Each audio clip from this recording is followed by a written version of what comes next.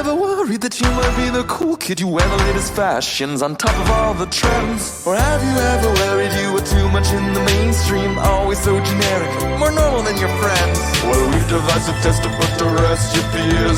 There's no need to panic if you lend us your ears. Tonight you can't sleep easy after all that you've heard. Cause if you like the show, then you're probably a nerd. Oh, Canon, it's Canon, it's all. With Tyler, Phil, and Boris. Oh, Canon, it's Canon, it's all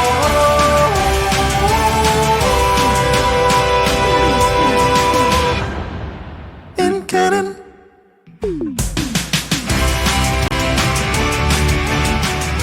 Hey everyone, and welcome to the latest episode of the It's Canon podcast. The podcast where we talk about all things comics, video games, pop culture, Star Wars, Legos, anything and everything. And the best part of it all is that it's all in canon.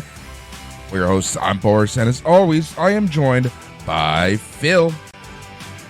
Happy Cyber Monday to the world, and happy Thanksgiving to you, Mr. Boris. American Thanksgiving. And all of our listeners. Yes, and all of our American listeners. Exactly. Yep. Yeah. How's it going, Phil? You know, trying to stay away from Amazon right now because everything is just designed to steal my money. I did. Right? I got American Thanksgiving so wrong this year. I thought it was last week was Black Friday because my Amazon app started selling me Black Friday deals, right? And I'm like, oh, okay, great. Lego's on sale. So I went through and I purchased the C3PO buildable figure, and it pairs up perfectly with the R2D2 buildable figure that I picked up earlier in the year. And that was like almost 40% off. So that was a steal as far as I'm concerned. But yeah, it's just I've got a whole bunch of purchased stuff that's supposed to be coming tomorrow, like Steelbook Ahsoka, Steelbook Mando Series 3, and Alien Romulus 4K. So on the disc. So oh, nice. Yeah. Very nice. I'm trying to buy up the discs, a few of them, because they're getting hard to find. As you should, right? Yeah, especially it's actually pretty crazy. Yeah, it's for sure. It's crazy how hard it is to find some of these things at this point. Like it's like anyone who like yourself, like Alex, like other people that I know who are like very much into their physical collection. Man, it's just becoming half near impossible at this point. Yeah, it really is, and some of the stuff that's out of production is just skyrocketing in price. So it really is a weird world right now, because like I dread to think some of my DVDs what they're actually worth, because even the used ones are going for like $70-$80. So I'm like, I know, it's crazy. It's insane, right? Like, oh, it's crazy, but it's also crazy how long Blu-ray 4K has lasted as the medium to use for home theaters. Well, it's still in a large way is just the Blu-rays. Not a lot. Yeah, of but people that's what I mean. 4K. But that's what I mean. Like the fact that Blu-rays at this point have lasted what as the main form for over 10 years. Yeah, and in the video player market, all right, on your Xboxes and your PlayStation 5s, we have the ability to play 4K discs. It comes up as a Blu-ray player, but it's actually a completely different codec. Same type of disc. It looks the same, but they're usually in black boxes. And I have a dedicated DVD 4K Blu-ray for, noise reduction if I'm really geeking out and being an audio and video file. It's a rabbit hole. It's a curse as much as anything. But here we are tonight. Disney moved it up. The premiere 2 episodes of Skeleton Crew tonight at 9:00 Eastern, 6:00 Pacific time. So this is I don't know what to expect with the show. We've talked about it. I really like the trailer stuff that I've seen. I know that it's not for me, but I know that there's going to be a nostalgic bit that appeals to me as well. And I'm curious to see where they go with this project. Like what tone it has, because certainly with the last one, it kind of wasn't very well executed. But it was an all right show. I liked some of the ideas that they had in it, but it just didn't, a lot of fan backlash, which wasn't right. But, you don't have to like it all. That's for sure. You just shouldn't tell people what they can or can't like. If you know what I mean. That's the problem, right? Yeah. Yeah, we've talked about this a few times. But yeah, no, I'm really curious to see how Skeleton Crew is accepted, right? And are they able to capture that new fan base that it seems like they're going for? Like, it really seems like they're really trying to get a new fan base, get new fans into this into the Star Wars world, right? So, like, will it work? We'll see. Are people going to be persuaded not to watch because of fan, and I'm using fan in air quotes, backlash? This is the thing. I've seen so much resistance from the usual talking heads in the Star Wars, arena. And they just seem, unfortunately, to be so hell-bent on, you have to make Star Wars the way that I know it, and you can't make it for different audiences. It's, that gatekeeping stuff we talk about. But I really don't want Lucasfilm or Disney to do that. It's fine if you want to make something that tugs on the nostalgia or whatever, right? That has the old feel. But it should be pushing into new directions and new audiences. And Star Wars was always for kids, right? Like, it was always a kids aimed with action and real stakes. And that's what Skeleton Crew is trying to be. It's like a Goonies where the stakes are real. So I'm curious to see how that goes. Like Jude Law. And the show I was talking about before was The Acolyte. And I apologize for exactly on that. Yep. But yeah, we'll see. So next week we'll be either mired in hatred and animosity, or we'll be watching something healthy and kind of going, hey, let's give this a shot. Like, I think it is aimed for the kids, but it is 100%. Adults my age that remember the Goonies and all that kind of stuff that are just going to be like, it's like watching the 4:30 movie. It'll bring you a little bit of nostalgia and maybe a little bit of humor. And let's just get this one thing straight. The little blue thing isn't a same race as Max Rebo.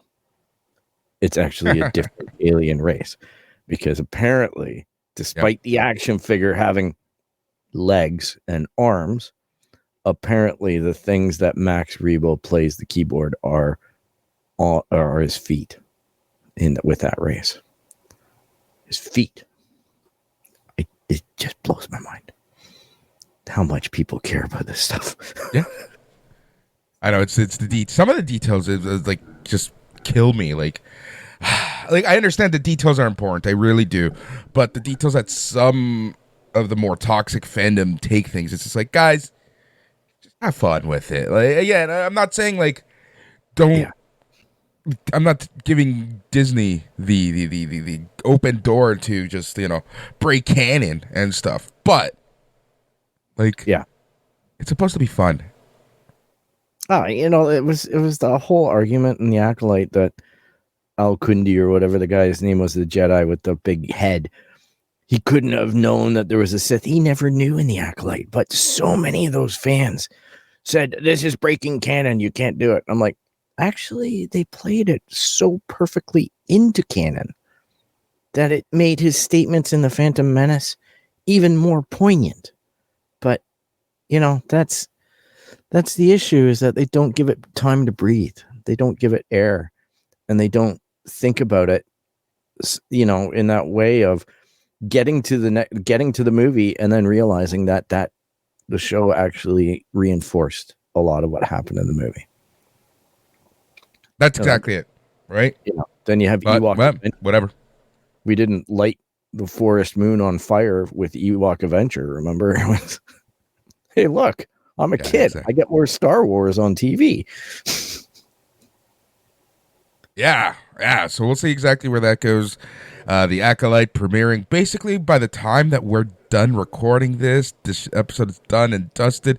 And just remember that there's so many ways that you can listen to us and watch us, including YouTube, Twitch, Facebook, and X. And you can also listen to us on any podcasting platform. And again, thank you to everyone who does listen to us. Got to throw that out there before we continue.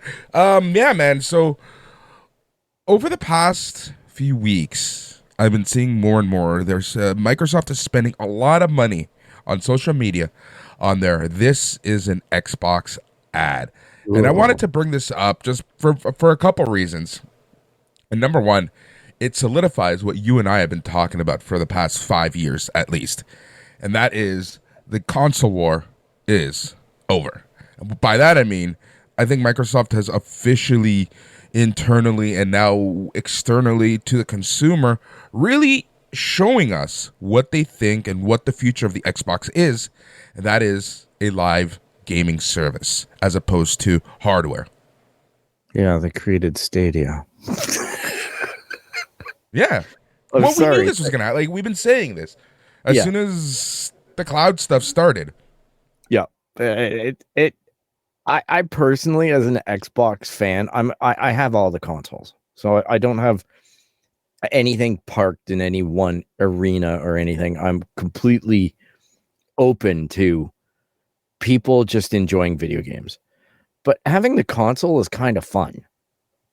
And this ad, this whole campaign, kind of defeats what Microsoft has been doing up until now. And I know it's a change, but it's a baffling one because it's just been such a about face, like so quickly turned. I just have difficulty fathoming it because they have legions of Xbox fans that argue online about everything and want their stuff to be awesome. And then Xbox, like Microsoft, just goes out and does that whole thing, which we knew it was going to happen, but there's also limits to it, and that's the part that's making me laugh, right? How so? What do you mean? Well, how many What do you mean by Xbox that? X's Limits. do they have on their farm? Okay, so like in the early days, because we've been beta testing this for ages as an Xbox Game Pass monthly subscriber. So I've had the option whenever I see a video game to play it online. And you know what? For the first bit, I don't even try it anymore. It is so terrible because they promised that they've arranged new farms of Xbox X's. So the highest quality graphics you're going to get, even though it can only play 1080p.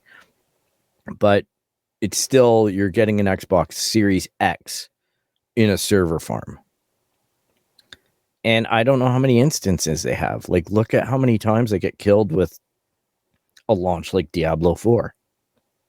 Things like that. You don't think this weekend's going to be a bloody mess with Indiana Jones if that thing needs an online connection? Like, it's just with the way that the games as a service model is running, even on games that aren't a service, but still holding true to those principles of always having to validate things online. I don't know that they have the backbone to really expand to the degree that they want to. But it'll come with money and time, I guess. Right? Well, that's exactly it, right? That's what I was gonna say. That it's gonna come with time, but like, to me, the timing is interesting because, you know, for them launching this campaign is just, like I said, it's essentially Microsoft saying, "Look, Xbox is a service now. Is Xbox ready for that service?" Same, like, this is going back to the whole Netflix conversation we had last time. Yeah, it's tough, man. It's tough, right? Like, and apparently the people who look at the metrics that show how many people are subscribing to Xbox Game Pass, because this is all contingent on Xbox Game Pass actually bringing people in.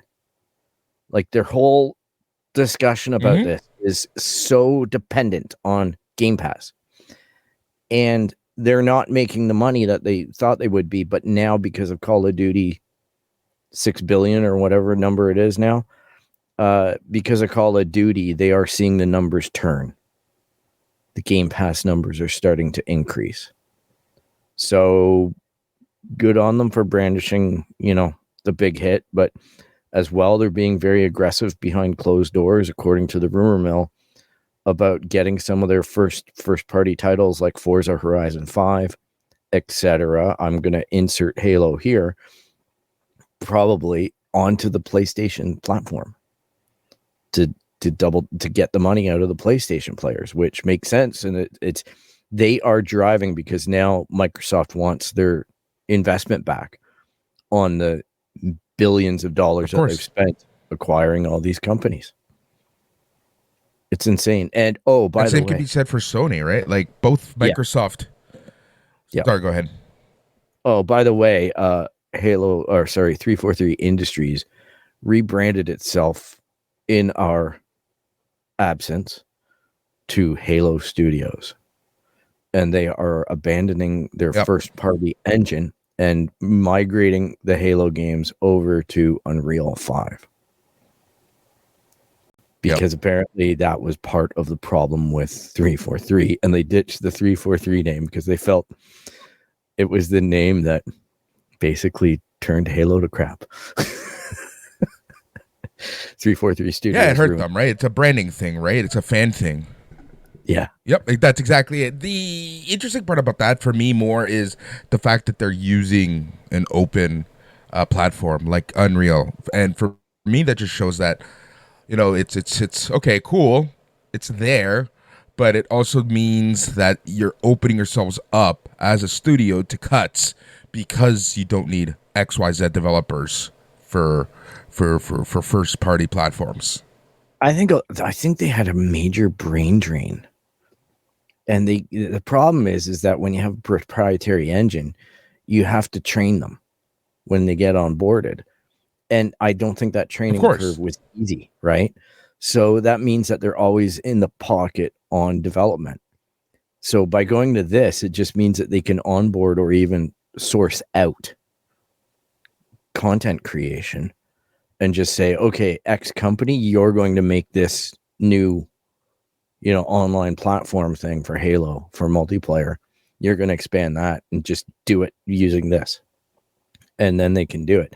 That's exactly what I mean, right? Yeah. At the same rate, it means that they can dump and chase, right? It's like, okay, we grew too fast. See ya. They can dump and chase. And they can also just bring in a developer who knows Unreal and throw them right into the fire, as opposed to that learning curve. Like, it's a smart thing, but it's also, now you're dependent on what Unreal gives you. Yeah, and I don't know, personally, as a fan, I was really enamored with the idea that Bungie created this platform that was so awesome, so far ahead of its time for first-person shooting. And then it just kind of got, I don't know, there were some rough Halo games. Man, Jay and I played there are some rough ones. The artwork, the style, the feel, everything was just so not Halo. Infinite seems all right. I'm not going to bag on Infinite too bad. It's just a crap release schedule. So that's what happens when you let marketing brand all your boxes and then you miss it by a year. Not to laugh at Xbox, but I laugh at Xbox. Yeah, But it's true, right? Like that's the thing. You can't depend on a major release like that for your system release anymore. It's not the old days anymore where everyone works together and cohesively. Yeah. It just feels very siloed, would be the word that I'd use as Microsoft right now. But hey, I feel bad for everybody. Like, this has been a bad year for the games industry. A lot of people have lost their jobs. And I don't know if you saw today, but Alana Pierce is leaving Santa Monica Studios. Yeah, So I saw. she worked there for 5 years. So good for her. I hope that she's successful in her endeavors. So,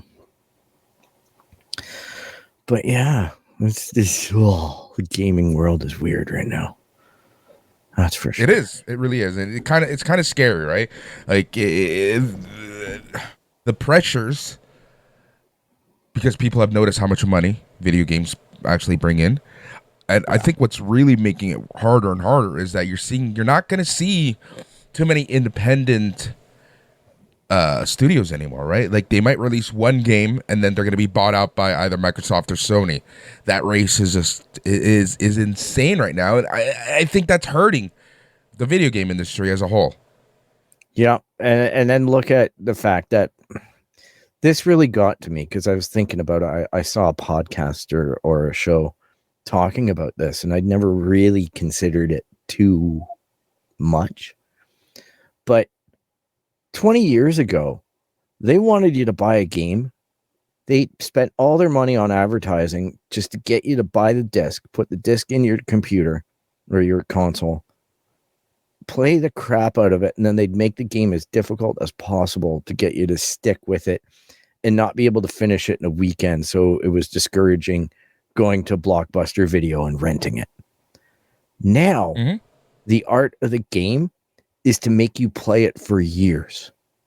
And that's the part, like, you know what I mean? Like, I got to log into Bungie, I got to log into Destiny to grind my weeklies.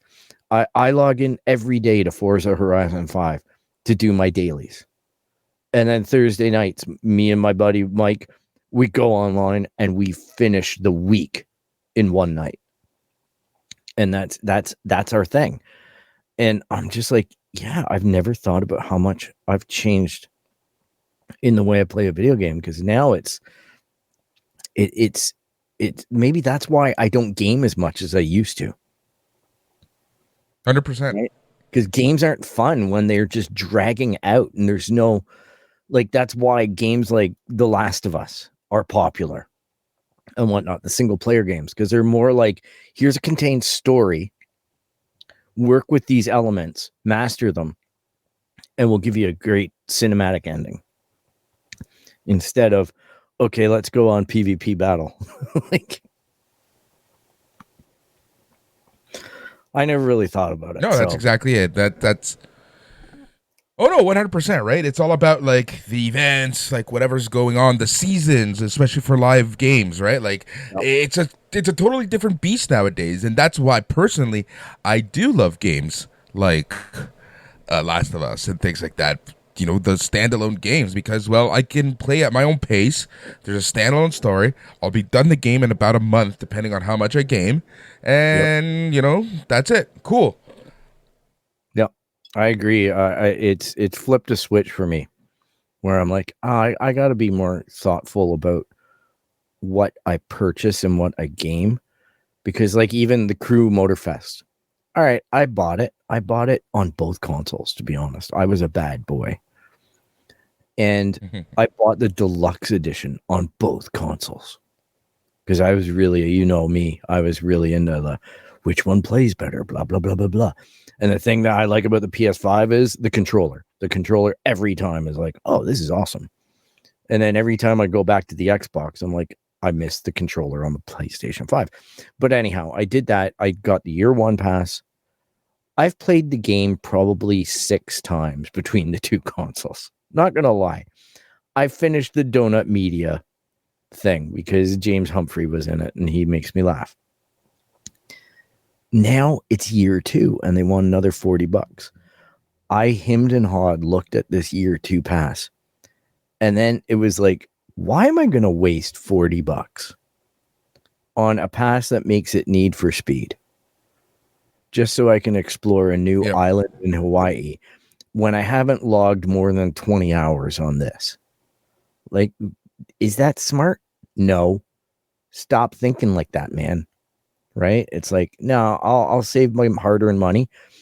I did buy FC 25 or whatever because Black Friday. It was on for $40. Yep, Like, of all course. right. It's our time to buy it. Yep.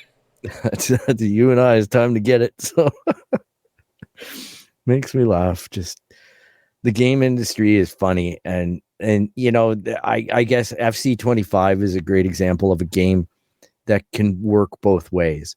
I know so many people play it to play the pay to win aspect and get all these cards and spend hundreds of dollars on digital media, trading media and stuff. Or you just do like probably what you and I do. Log in, pick your team, play your games. Beat the computer, have a Yeah, that's pretty much what I do. Yeah, me too. I was playing, you know, oh, let's fight. Let's go against Montreal. Okay.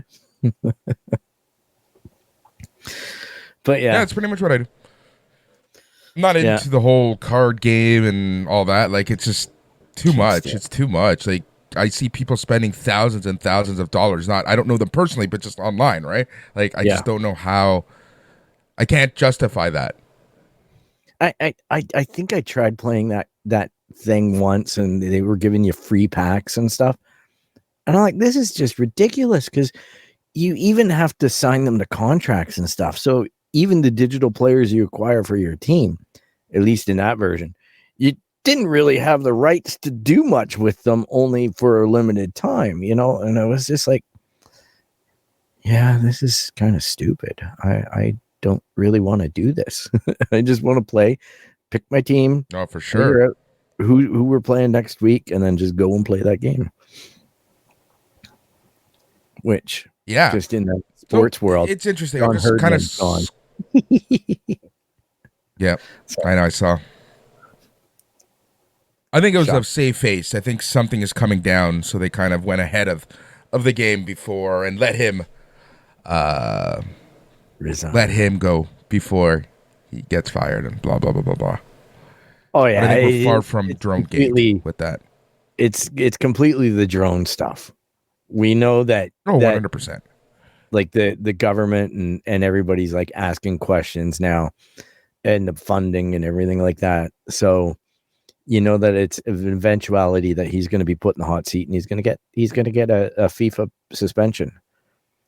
And TFC, there's two things in TFC world. Sorry, I'm going to put on my soccer hat for a second.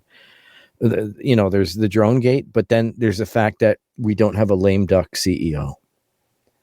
This Kevin Pelly guy, or whatever his name is, he was involved in Europe with a soccer club. I forget which one, but he knows the potential of this sport and this market. And he's not going to sit there and go, oh, let's have the nice guy, John Herdman, who wasn't very nice from what I can tell. You know, if you didn't want to fly the drone, he blackballed you. So, he, you know, I wish him well, and I think that he achieved some interesting results this year, and we definitely did better than Mr. Bradley did. But I think Bill Manning leaving and having, you know, Herdman kind of resign, I think it just speaks to the fact that we needed to clear house. And I wouldn't be surprised if we lose some Italian talent that's not being very talented in the MLS, but is eating up a lot of money. So I would say Insigne's not long for this. It doesn't make sense. Exactly. Exactly. Yeah, 100%. You can't not justify having the third highest payroll in the league and not bringing in the results. And you can't, you know, I kind of laugh because I watched on the weekend, like LA Galaxy are in the final again. So we're seeing our old coach, and what a lot of people don't realize, because I see it on social media where people are like, well, you know, I heard that Vanny wanted full control over the organization, and that's why they didn't renew his contract. And I'm like, no, it's even worse than that. They didn't even offer him anything. They let his contract expire, and Manning never picked up the phone for any of them. Yep. I know for a fact that pissed them off, that they weren't even talked to like human beings. And that's on Manning. Again, Ali Curtis, Manning. It's just the guy doesn't have a clue about football. But hey, the Argos won. Yeah. So. Yeah, exactly. The Argos won. Good for them. Oh, man. But yeah, MLS Cup happening this week. The LA Galaxy, New York Red Bulls, yada, yada, yada. So dumb. This playoff, everything about the MLS right now just pisses me off. Yeah, if they go to this winter schedule like they're talking about, I'm done. I'm out. 100%. They're done. They're done. Yeah. They're done. I'm not. How can you just, like, you can't? Yeah, I'm not doing that. And when I say I'm done, no. I'm not even watching on TV. Like, screw MLS Backstage Pass or whatever. I'm not watching it. If you're going to take the league off of the TV, you're going to hide it behind a $150 paywall. And then you do this to your season's ticket holders where you're like, oh, come on. Late February is kind of nice in Toronto. My ass. No, it's not. It's not fun to just stand there and drink a cold beer in the freezing cold. Remember when the biggest problem was that BMO Field didn't have heated water in the cold months? Remember the pipe? Their pipes? Yeah, their pipes. Yeah, the pipe issues. Yeah. I know it's all taken care of under the renovation, but it's still, man. Still. I can only imagine. I remember seeing front office staff sweating whenever we had a cold game because they were like, what issue are we going to have tonight? Like, something's going to go wrong. So, exactly. The things we've seen, my friend. To say the least, man, honestly, to say the fucking least, it is crazy. But yeah, man, what a world that we live in. So, like, I was just doing some scrolling as we were talking. Something that I'm noticing, and this is interesting, is how many sales there are on physical media right now. Yeah. Like how so? Like that means one of two things. Movies. No, like movies, especially. Okay. You go on Amazon right now, like, all these collections and stuff. Well, one of two things. This is kind of what I always fear when I see this. Is number one is it's going to go away, like that version, the whole Disney thing where they used to put movies, quote unquote, in the vault. The other thing is that a new version of said movie is going to come out. Oh, that's valid too. I think there's a third option here. I think because Walmart and Target, I believe, in the States, Best Buy, all dumped physical media. They only get in certain items and they warehouse them now. They're very rare will you find them in store. They dumped physical media for movies and music. And I think what you're seeing now is a lot of the distributors are fire sailing it all on Amazon because they have stockpiles of certain things. Because remember there used to be a store called HMV in Canada. It's a British thing, Her Majesty's Voice, HMV. They started opening up HMVs in the Toys R Us stores here in Canada. And they opened them where it was the video game section. Now it's the HMV section. And it's filled with the same crappy movies that were all in HMV with double the price. Right. It's their warehouse that they're dumping media out of and trying to claim that it's nostalgic now and has more value. So Amazon's going to be the other way. It's going to be the only way we're going to sell this is cheap. But it all depends. Like, look 100%. Look up Peter Gabriel Secret World Live DVD Blu-ray. That's going to be like $90 because they don't make it anymore, which is kind of to your point. Yeah, exactly. That's the thing, right? Like, and going back to what we were talking about earlier, right? Like, for those of you, man, just save some of those. Like, man, I gotta like check the old VHSs because like we have all the old Disney VHSs. I'm pretty sure we can like little fortune in there Oh yeah, for sure. Like even Alien Romulus is releasing on VHS. They're doing a limited run on VHS. Yeah, I love that. I love that so much. That's kind of cool. That's kind of cool. So it's a fascinating place. Like if you have, I have a copy of Blade Runner from the late 90s in a Warner Brothers cardboard box. That thing's worth mad money, that DVD. Because nobody bought it. Because they were like, oh, Blade Runner. And then Blade Runner got the Blu-ray treatment and then a director's cut and yada, yada, yada. And that's like everywhere. But some things are really hard to find. And other things are being blown out for like $8 or less with free shipping and everything. Like I'm blown away by it. Blown away. But like I say, that's the time to grab them because you don't know if you're going to see them again. Because once they go away, then you're into like look up The Good Place full season, $90. Yeah. You know. Funny because I'm pretty sure that is on sale right now.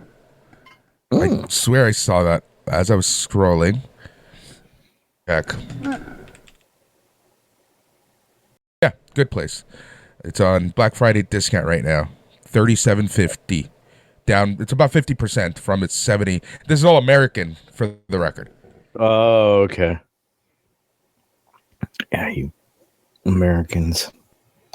I know he's in Canada, but well, it's funny because like if you do the conversion, it's the same price, right? Because like last week I was seeing the Star Wars the Black Series helmets were at $100 American. You do the conversion, they're at $140 Canadian. Yeah. I have it at $81.79 on Blu-ray. Canadian. It's down from $89.44. There you go. Yeah, and the helmets, again, it depends on the helmet. Like behind me. Yeah, it depends on which. You know, like that Scout Trooper. The reason why it's hard to find on Amazon is because it was a GameStop exclusive, apparently. I didn't know that. Yeah, it was. Yeah, I have a GameStop. I remember seeing that somewhere. Well. Yeah, I didn't realize it until I watched an unboxing, and I was like, oh. But I luckily scored it off of Amazon. It wasn't cheap. It was closer to $2. Yeah. And then some of them are crazy money. My favorite thing to do is actually I get ads on Instagram now where they show you retro Lego. And like I just showed my dad the little Dickens set that I have. It's the book and a little Timmy and everything like that. And I got that thing gift. It was a GWP gift with purchase. So you spent a Christmas like 3 or 4 years ago, you spent $100 or $120. They gave you this set for free. They're selling that set on Amazon now for $110. And I'm just that's like, crazy. I have quite a stack of sealed boxes, and I've estimated over Amazon's markup price on the older sets because I have some sets that are going back a long time. Certain sets, like the TIE Fighter helmet that I have, is probably around $800 American because it was only sold at Target and on Lego.com. It's one of the hardest ones to get, apparently. Yeah. That's crazy. It's at the bottom of my pile. But yeah, it's just ridiculous how much. Crazy. And that's what they're selling on Amazon for. I know that's not necessarily the price. It's the asking price. You really need to go on eBay and see what people have sold for to really know what it's selling for. The other interesting thing is, man, look at your old video games. Because, man, now that people are collecting vintage games, which kills me because people consider PS3 vintage, some of these games are like almost at the price you bought them for. Yeah, because they're out of production, right? You can't even get them online anymore. You can't even buy a digital copy. Once they yank that thing, the physical disc is all you got. So there's certain games that went through, didn't get wide releases, and if you have the physical disc, you could be looking at a little bit of coin. It's pretty Yeah. incredible, and it makes sense. It Somewhere in really my is. I've got the original World of Warcraft box with the floppy disks inside. Like, you wouldn't believe Nice. how unhealthy my games collection was because I worked at a game store, like a computer store. I that can sold imagine. games. And I had first day access to everything, and my manager was like, "I'll give it to you for cost." And we'd look up in the computer, and it was like, "Oh, $20. All right, got the new TIE Fighter game. All right." So yeah, That's awesome. it's Yeah, no, I have the original Diablo 2 release. I have a bunch. Yep. At my place somewhere. Yep, I got Diablo Bunch 2, of PS3 games. Diablo 3 special edition with a mouse mat. And I've got all the World of Warcraft expansions and special editions. I Man. think I even have Mass Effect too, like the original release on PC. Oh yeah. Yeah, Mass Effect. Got the Mass Effect with the patch. I know I have the original Xbox Mass Effect boxes somewhere. Yep. So do I. I that's probably my most bought game because they keep on re-releasing it. I don't know what mine is. I don't know. Actually, it's probably Last of Us because my systems always break when I put that disc in. That's hilarious. It does make them turn into chug machines. That's for sure. Speaking of video games, let us go to our topic du jour. Next Thursday, it is the Video Game Awards. Ugh. Just want to quickly go through the nominations, but before we do that, Phil, are these awards relevant still? Do you give a shit still? Do these matter to you? Okay, I'll say this. At one point, it was a fun show to watch. You got a few commercials, you saw a few awards, you saw a band or two play. It's kind of fun. It wasn't a bad way to spend the evening watching that on YouTube or whatever. But lately, it's become who's the host of it? Jeff Keighley? Is that his name? But whoever the host is, he seems like a nice enough guy. He's always been involved in it, but he's getting such huge kickbacks, which, you know, more power to him, I guess, if these companies are willing to spend the money. But even to be nominated, those nominations have to be bought. And this year, the outrage is real. And I think that the whole show has invalidated itself, because how can you have a DLC be up for Game of the Year for a game that's already won Game of the Year? I just don't get what's going on with Elden Ring. If that's They not add Cyberpunk last year. yeah, and then to pass over Cyberpunk saying that the DLC doesn't make it eligible for Game of the Year, and then to capitulate on that this year, like, there's no integrity anymore. It is literally going to be 2 or 3 hours of paid advertisements. That's it. I don't know that I get any. But you knew that's what it was becoming, right? Like with the trailers and everything. Like you slowly saw it turning into that. Yeah, it did happen in front of us. And we're going to probably get something really awesome like Linkin Park playing Heavy as the Crown. You know, like there's going to be something that kicks off and just makes video games feel fun again. And then you're just going to be hit with ad after ad after ad. And then hopefully they announce Forza Horizon 6. But you know that everybody's going to be looking next year.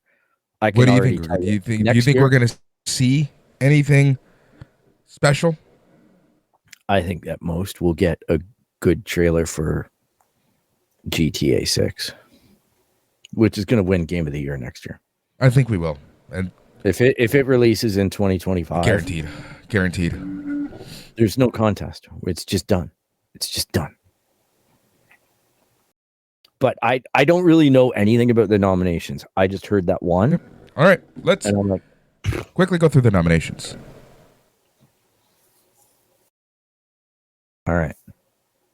Yeah.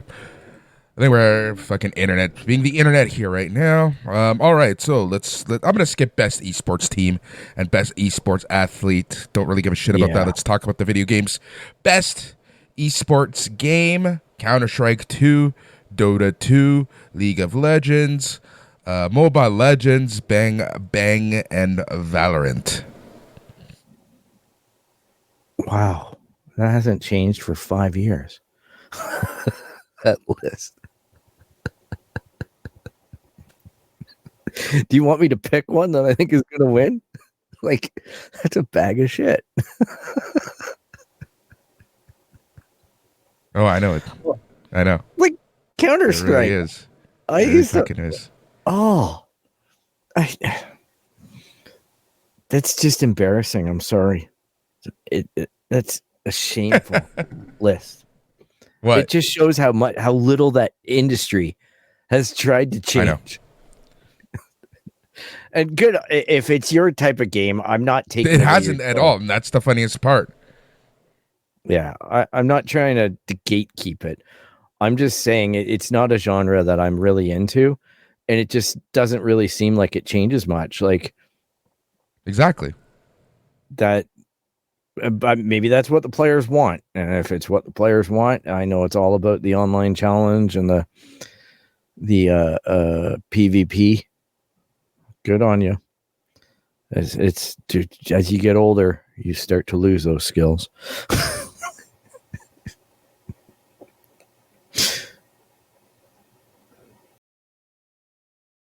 Yeah, you don't give a shit too much about that. I'm gonna skip content creator of the year. This is a stupid category. I don't understand this category.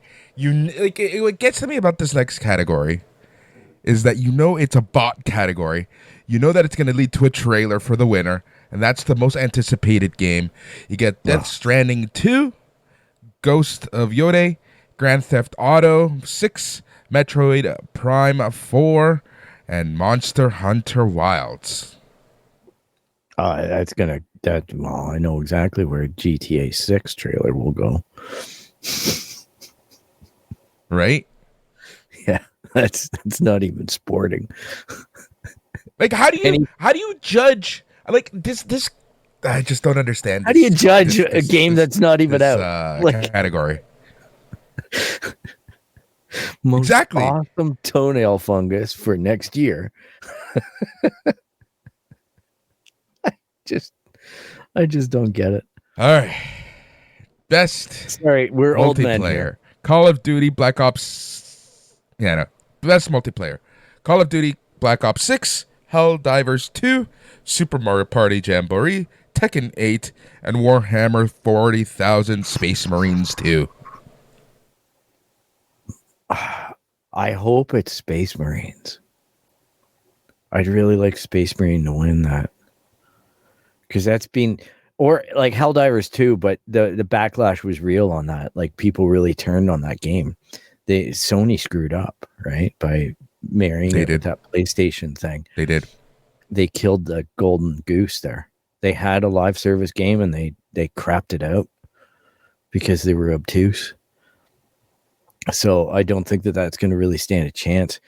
Space Marine, I just hope it wins because it's one of those games that I love that it pisses off so many people in the industry because it's just a solid B class game that makes no bones about what it does. Have you played it? No, I haven't. Oh, it's actually good. I don't even touch the multiplayer. I've heard good things about the multiplayer from my crew in Ireland, but I play the campaign and man, it is just a fantastic game. It's unbelievably overwhelming and fast. And there's so much happening on the screen. It is unreal. It's a great game. Yep. And I've played Call of Duty 6. There you go. Look at that. We're not just... It's okay. Yeah, it's all right. I haven't played that yet. I deleted it. Best sports / racing game. Got F1 24, EA Sports FC 25, NBA 2K25, Topspin 2K25, and WWE 2K24.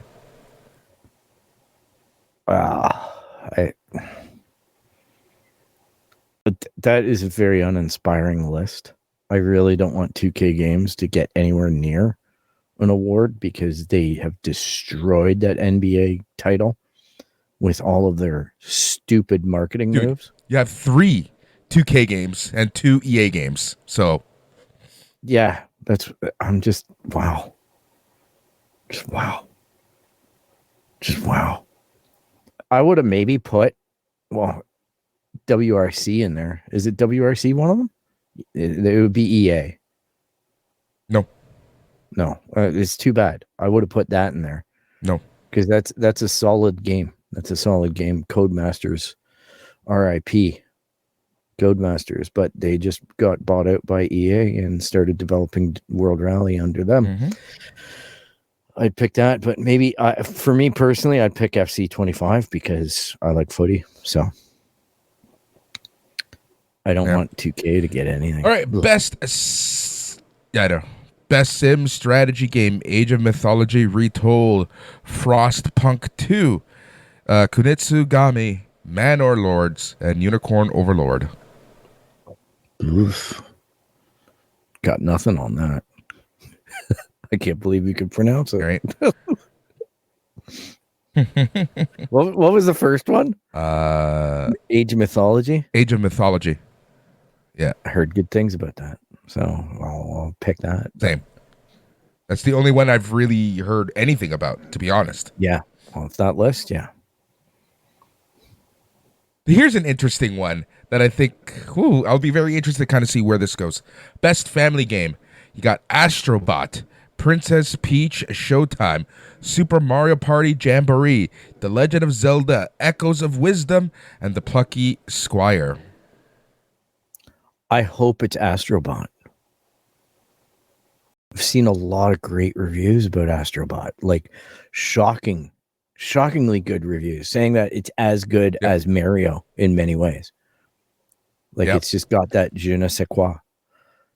And I do respect that it came from like Sony's weird ass thing, but it's kind of like Little Big Planet meets the PlayStation 5, and it really shows off a lot of the features. It was a fun little thing that was just included with the PlayStation 5, and then they turned it into a platformer, and I gotta say, hats off. You guys got it right again. It was the smartest thing that they did, was releasing that on, day zero. Yeah, and like, look at how bad they're screwing up Forza, the Horizon series right now. I heard the Lego game is just in the toilet for sales. It's not like it's a bad game. It's they can't move a copy of it. Nobody wants to play that game. And then they're re-releasing the game again in the PlayStation 5 remake, which, to their credit, it's only a $10 upgrade or something like that. But I think people are just sick of it. And then Tencent made a ripoff of it, and that's coming to market. Yeah. But hey. Best fighting game. You got Dragon Ball Sparking Zero, Grand Blue Fantasy Versus Rising, Marvel vs. Capcom Fighting Collection, Arcade Classics, Multiverses, and Tekken 8. Oh, my heart would be with Tekken 8, but I think one of those Street Fighter games is probably going to beat it because they've got them. Yeah, Marvel vs. Capcom, I can see it. Yeah. Nostalgia's going to win on this one, I think. Got the best. Sorry, go ahead. I was going to say my nostalgia is Tekken, so I cut my teeth on Tekken too. Best RPG: Dragon's Dogma 2, Elden Ring, Shadow of the Erd Tree, Final Fantasy VII Rebirth, Like a Dragon, Infinite Wealth, Metaphor, Refantasio. I heard great things about Metaphor, but I think this is one where Elden Ring is going to sweep that out. I think it's unfortunately a pretty hot category. Should be Final Fantasy. Yeah, Final Fantasy was no slouch. Yeah. Best action adventure game: Astrobot, Prince of Persia: The Lost Crown, Silent Hill 2, Star Wars Outlaws, and The Legend of Zelda: Echoes of Wisdom. Oh, right? What the hell? That's a stinky category. I wanted to like Outlaws so bad. I wanted to. It just can't hold me. But, I don't know. I think the Zelda game just seems to be easy money. Zelda's got to win something. Yeah. But I'm hearing great things. I'm hearing great things of Silent Hill 2, so we'll see. Oh, that's true too. Yeah, they put in a lot of work on that. Yeah. Best action game: Black Myth: Wukong, Call of Duty: Black Ops 6, Helldivers 2, Stellar Blade, and Warhammer 40,000: Space Marines 2. Oh, I'd hope it's Warhammer Stellar Blade, but I don't think so. Black Ops is probably going to get it. Best VR AR game: Arizona Sunshine Remake, Asgard's Wrath 2, Batman: Arkham Shadow, Metal: Hellsinger, and Metro Awakening. Batman. I've heard nothing but good things. People are buying MetaQuest because of it. Like, it's ridiculous. I'm going to go drop $500. Play a Batman. I still can't get into it. All right. Best mobile game: AFK Journey, Balatro, Pokemon Trading Card Game Pocket, Wuthering Waves, and Zenless Zone Zero. Balatro. Easy. I've heard nothing but amazing stuff about it. Go ahead. I've heard nothing but amazing stuff about Balatro. Yeah, same. Yep. Best debut indie game: Animal Well, Balatro, Manor Lords, Pacific Drive, and The Plucky Squire. Well, if Balatro doesn't win the last category, it'll win this one. It might even win it both, right? Yeah. I think the hype around this thing is pretty high. It's real. And then there's best independent game, which is weird that they kind of split up best new indie game and best indie game and whatever. Then there's best independent game: Animal Well, Balatro, Lorelei and the Laser Eyes, Neva, and UFO 50. I've only heard of Balatro, but it won't get 3 in a row. No. It'll get one or the other. Yeah, one or the other, and then just randomly throw a dart.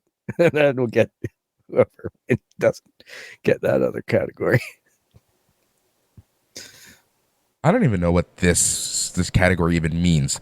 Best community support: Baldur's Gate 3, Final Fantasy 60, what the fuck is it? 14, Fortnite, Helldivers 2, and No Man's Sky. Oh, No Man's Sky should win it, but I think Baldur's Gate 3 will, because they just dropped an awesome new patch, or they're working on one to give everybody crops. And then, but Fortnite's Fortnite, right? Fortnite's Fortnite. Fortnite's Fortnite. Like, you got to remember with No Man's Sky, the reason why it's a sentimental pick for No Man's Sky is because that game was crap, and it was crap for people got mad at that game before it was exactly socially allowable to be mad at people. And it was like a small team that developed it. They took it away and they've made it into this behemoth. It's possibly the best open world game that you can play today. Without, like, that's not, throwing smoke. It's that good. So it should win. Yeah, I don't know 100%. If it will. Best ongoing game: Destiny 2, Diablo 4, Final Fantasy 14, Fortnite, and Helldivers 2. Probably Fortnite wins this.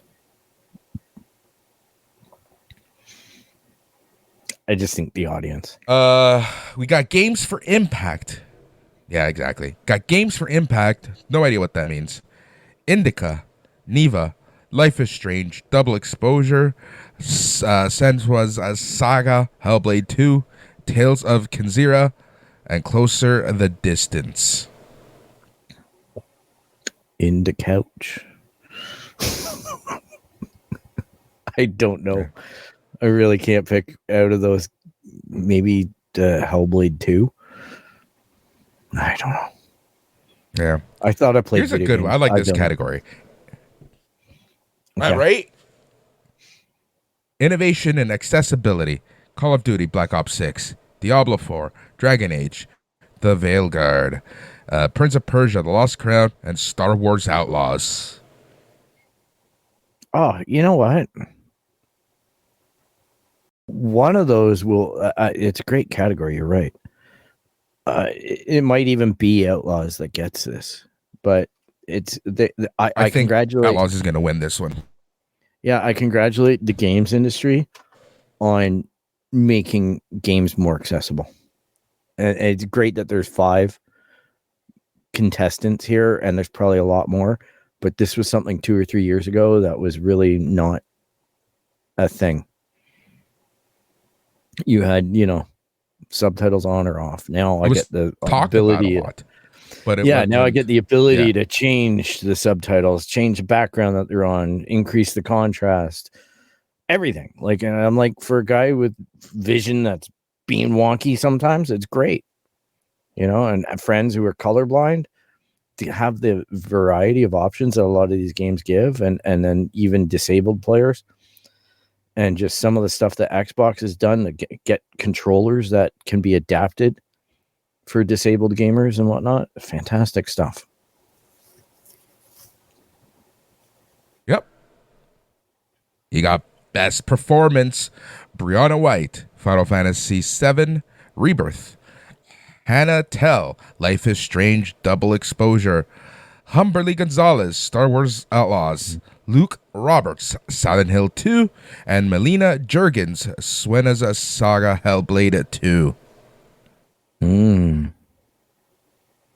think maybe the Final Fantasy remake. That or Silent Hill 2, I think.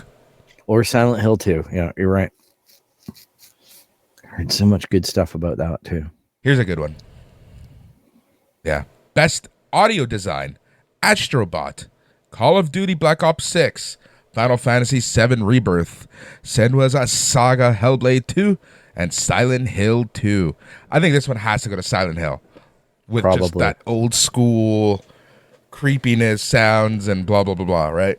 Yeah, I agree. It is probably the one really great thing about Call of Duty that I can say. Is they usually get sounds pretty good, and I gamed in headphones on that one, and I was just like, woo, woo. You feel it. Yep. Best Score and Music, Astrobot, Final Fantasy VII Rebirth, Metaphor, Refantazio, Silent Hill 2, and Stellar Blade. Having really only played Stellar Blade out of that list, I'll pick it, but your pick is probably more educated. Probably Silent. I would say Final Fantasy or Astrobot. Yeah, I haven't heard the music in Astrobot, so I can't really claim to. All right. Best Art Direction, Astrobot, Black Myth Wukong, Elden Ring, Shadows of the Erd Tree, Metaphor, Refantazio, and Neva. The Chinese game. Yeah, that's what I think. Yeah. Wukong, yeah. Best Narrative, Final Fantasy VII Rebirth, Like a Dragon, Infinite Wealth, Metaphor, Refantazio, Senua's Saga, Hellblade 2, and Silent Hill 2. And what's the title of this category again? Best Narrative. Final Fantasy. That's what I think. Yeah. That or Metaphor. Is Metaphor in this? Yeah. Metaphor, I've heard a lot of good things about. Yeah, it is. Yeah. Yeah. If Metaphor might have the outside chance on that, because I've heard a lot of great stuff about it. But you got to be into that, that genre. Yep. Best Game Direction, Astrobot, Balatro, Black Myth Wukong, Elden Ring, Shadow of the Erd Tree, Final Fantasy VII Rebirth, and Metaphor. Whoever doesn't win the last category maybe wins this one because it sounds like the same game. Exactly. Basically the same. Here's a category that I love, and it's going to be a really interesting to see who wins. And I'm interested to hear who you think is going to win. And that the best adaptation, you have Arcane, Fallout, Knuckles, Like a Dragon Yakuza, and Tomb Raider, The Legend of Lara Croft. I heard that's stinky. That's easily Arcane. Arcane second season or Fallout. But I think Arcane. Oh yeah, Fallout. Takes you're right. it. I think Arcane takes it because of the variety of people that watched it. Because everybody I know watches Arcane. But Fallout was damn good. Damn good. You're right. Fallout should win it, but I think it's going to be Arcane due to popularity. Yep. And then the category that's bringing a lot of heat and attention, the main category of the night, the game of the year. You got Astrobot, Balatro, Black Myth, Wukong, Elden Ring, Shadow of the Erd Tree, Final Fantasy VII Rebirth, and Metaphor. Well, I know Elden Ring's going to win it. I just can't believe how many categories. It's bullshit that we know that they expansion. will. The fact that they changed the rules. Yeah, the fact that game is like in every category. And Elden Ring is nominated for Whiff of a Fart. Like, oh, it's in everything. It's already won Game of the Year. Stop. Right? It's an add-on. Like, that costs so much of the game. That's so dumb. I just can't. I just can't with this. No. I can't believe how much I heard Elden Ring. Have you played Elden Ring? Originally, but not this expansion. Yeah. Yeah. I played the original. I couldn't get out of the tutorial. Like, what the hell, man? I have every Dark Souls game on disc. I can't get out of the tutorial. That's so funny. It's like, oh, look. Oh, I should buy the year 2 pass for Motorfest now.